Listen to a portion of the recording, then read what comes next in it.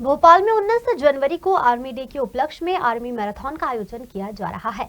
Fit India Indian army के साथ दौड़े की थीम पर आयोजित इस मैराथन का उद्देश्य फिटनेस के साथ देशभक्ति को भी बढ़ावा देना है। दरअसल इस मैराथन के उपलक्ष्य में शुक्रवार को रविंद्र भवन में कर्टन रेजर की सेरेमनी का आयोजन किया गया। इस कार्यक्रम में सैन्य प्रदर्शन आकर्षण का केंद्र होंगे। यह मैराथन 21 किलोमीटर, 10 किलोमीटर और 5 किलोमीटर की श्रेणी में आयोजित की जाएगी। इस कर्टन रेजर सेरेमनी में शामिल खेल एवं युवा कल्याण मंत्री विश्वास कैलाश सारंग ने कहा कि आर्मी ने एक बहुत अच्छा इनिशिएटिव लिया है और सिविलियंस के साथ मिलकर इस मैराथन दौड़ का आयोजन किया है। इस दौरान उन्होंने देश और प्रदेशवासियों से इस मैराथन में शामिल होकर सैनिकों की वीरता को प्रणाम करने की अपील करते हुए कहा कि 19 जनवरी को आप भोपाल में आयोजित इस मैराथन का हिस्सा बनकर हमारे उन सैनिकों की शहादत को कृतज्ञता से ज्ञापित करें। उन्होंने इस देश की आज़ादी को चिरस्थायी रखने के लिए भी शहादत दी है।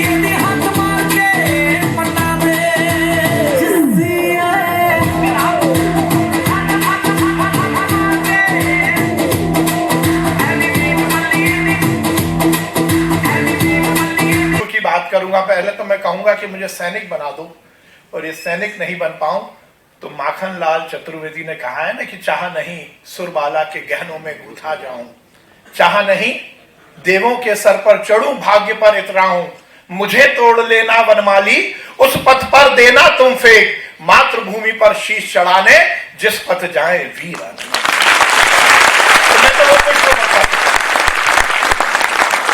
आपके प्रति कृतज्ञता है, आपके प्रति आभार है।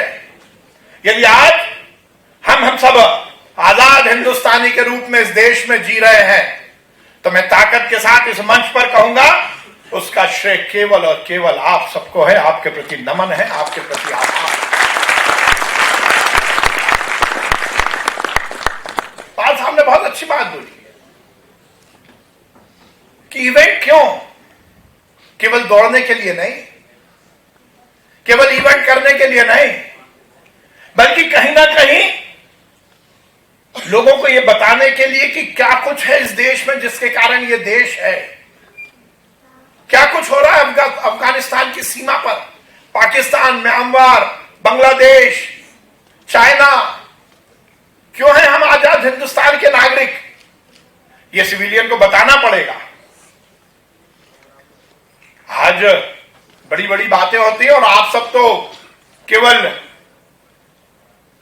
इन्फेंट्री की कोई एक यूनिट रहती है, कोई एक एरिया रहता है, वहीं तक सीमित रहते। हम लोग इतराते इठलाते हुए पूरे शहर में घूमते हैं, पर यदि हम घूम पा रहे हैं तो निश्चित रूप से इस देश के सैनिकों के कारण घूम पा रहे हैं। मैं बहुत बधाई दूंगा।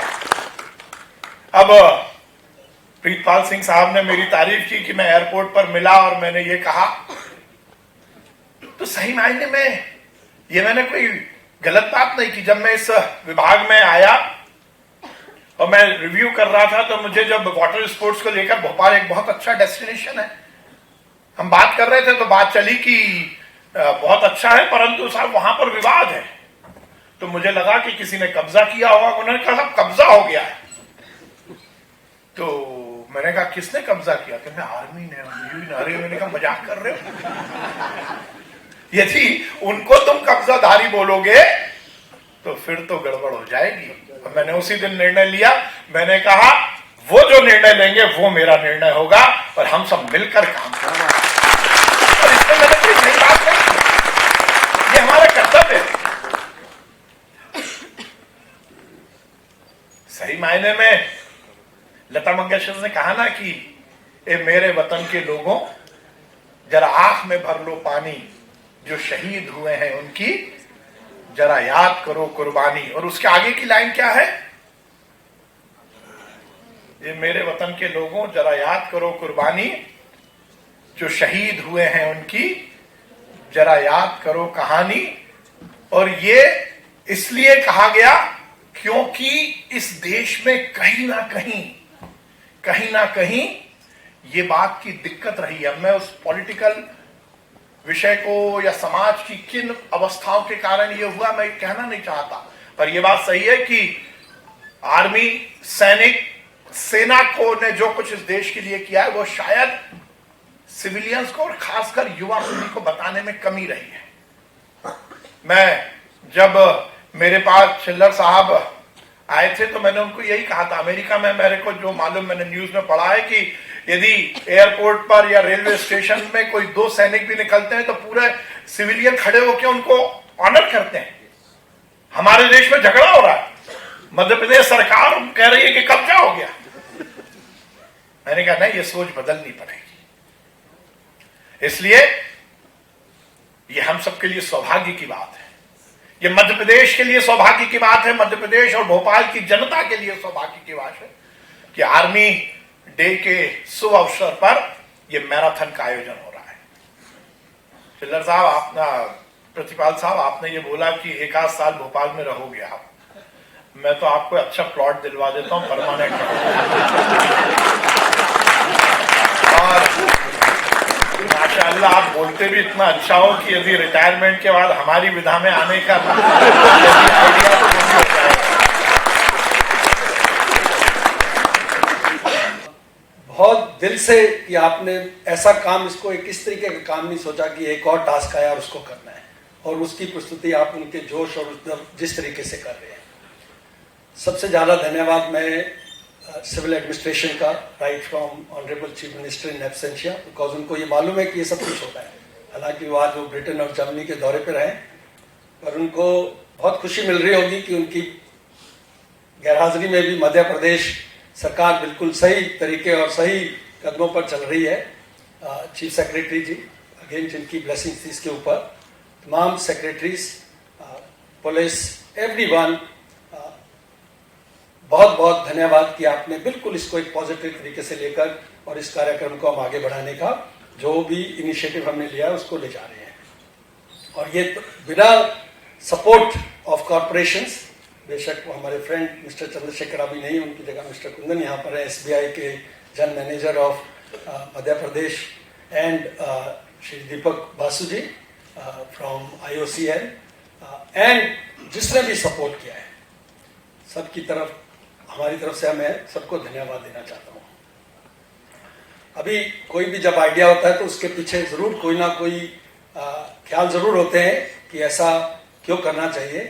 तो मेरे जो माइंड में, हालांकि उसकी कुछ हिस्से ब्रिगेडियर दास और MCC ने भी बताया कि फिट इंडिया चाहिए, हमें अच्छा है कि यूथ को काफ़ी बढ़ावा मिलना चाहिए, पर जो मेरे मन की जो सोच है मैं आपसे शेयर करता हूँ कि इसका जो एक्चुअल फर्स्ट ऑर्डर इफेक्ट वो हम सबको समझना चाहिए। जो जिस करार पे आज देश है, मेरी समझ में ये नाउ और नेवर मोमेंट है इंडिया के लिए, और ये स्पेशली यंग जनरेशन को इस बात को समझने की ज़्यादा ज़रूरत है।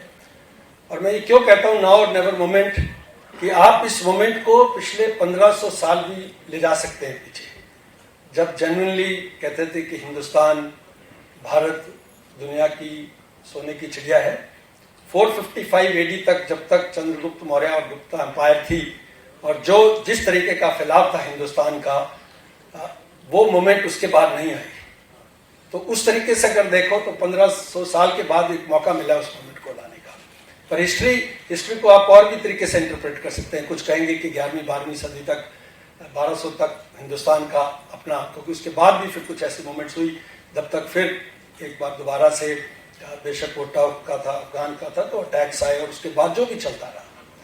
पॉइंट इज, मैं बात इसलिए कह रहा हूं कि आज जो लैंडस्केप है इंडिया का, जो एक तरीके से जो सारे पहलू इकट्ठे होकर, और उसमें सबसे बड़ा पहलू यूथ है, जो इस टाइम पर जो जब सारी दुनिया जब बूढ़ी हो रही है, हिंदुस्तान यंग हो रहा है।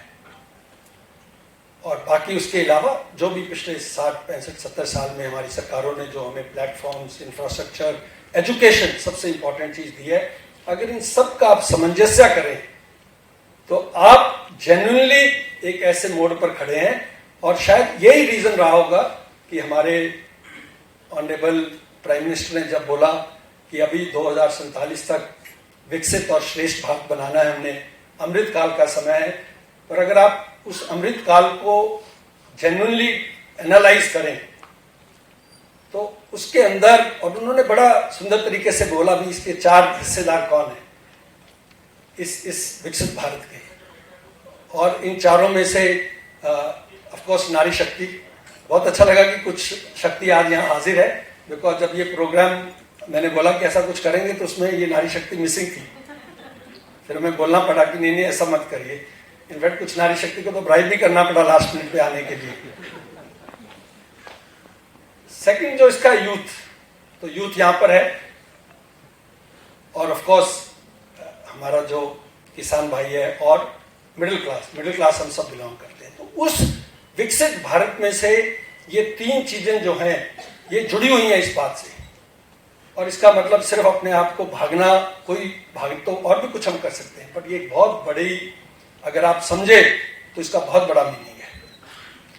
जो सेकेंड पॉइंट मैं आपसे बताना चाहता हूं कि आज का जो लैंडस्केप है नेशनल सिक्योरिटी का, जब अगर हम कहते हैं कि हमारा विकसित भारत बनेगा, हम अच्छा समय आएगा, भारत एक अच्छे देशों में गिना जाएगा, तो उसमें इकोनॉमिक डेवलपमेंट और नेशनल सिक्योरिटी आपस में डिवोर्स नहीं है। ये बात हर सिटीजन को समझना होगा। आप 10 करोड़ का घर बना के ये नहीं कह सकते कि मैं दीवार नहीं बनाऊंगा, कैमरा नहीं लगाऊंगा, सिक्योरिटी नहीं करूंगा। तो अगर हम 35 ट्रिलियन 50 ट्रिलियन की इकोनॉमी बनेंगे तो जो नेशनल सिक्योरिटी है वो साथ साथ चलेगी।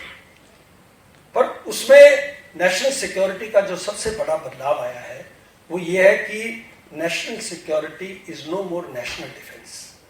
ये नहीं है कि हम बॉर्डर पे खड़े हैं, हमारे सिपाही, और उनके गीत गा के हम उनको जोश ऊपर करेंगे और बोलेंगे कि हम बहुत अच्छा कर रहे हैं। वो कॉन्सेप्ट नेशनल सिक्योरिटी का चेंज हो गया। कुछ हिस्सा लड़ाई का आप मैं सब लोग ऑलरेडी लड़ रहे हैं, हमारे आप मोबाइल्स हैं, कॉग्निटिव वॉर है, ग्रे जोन है, काफी कुछ इसकी कुछ चीजें ऑलरेडी चल रही हैं। जो जनवरी 2025 को भोपाल में शौर्य स्मारक से वीआईपी रोड होते हुए एक बड़ी मैराथन का आयोजन आर्मी द्वारा किया जा रहा है, जिसमें मध्य प्रदेश सरकार भी सहभागी है। मध्य प्रदेश का sports and youth welfare department, tourism department. 15 जनवरी को आर्मी डे है, उसके उपलक्ष्य में यह आयोजन किया जा रहा है। आज उसका कर्टन रेजर प्रोग्राम था जिसमें कि इसकी लॉन्चिंग हुई है।